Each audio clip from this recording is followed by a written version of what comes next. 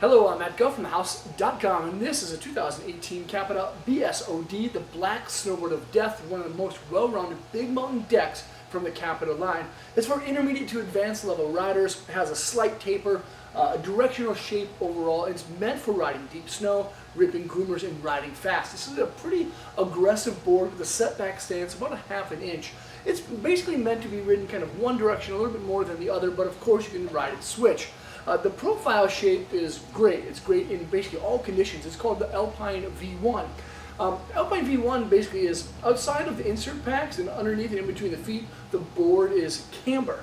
The tail section has a flat part. It's called zero camber, and then there's reverse camber outside of that front insert pack to the contact points. So when you're riding on groomers, there's going to be stability with that camber. The lifted nose is going to help you float and pow, and of course that flat style tail is going to be just a little bit softer and not as aggressive when you are on groomers. Now there's a lot of wild stuff kind of happening inside, and it has about a 6.5 feel and flex rating.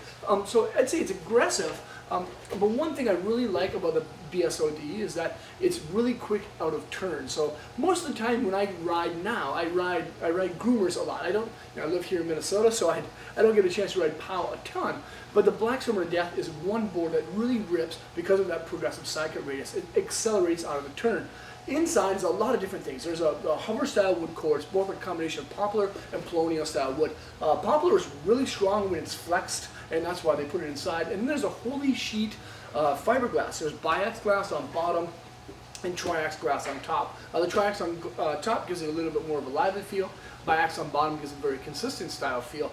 And then there's two additional laminates. There's a carbon Kevlar style kind of like beam that runs right down the center of the board, and it's interwoven into carbon fleece pads that are under each kind of insert pack.